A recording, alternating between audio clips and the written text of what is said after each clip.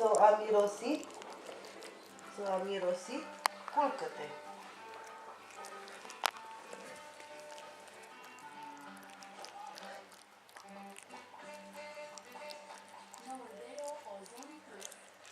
Dar ce-o zis? Că peste 2 săptămâni să-i dă mâncare, nu?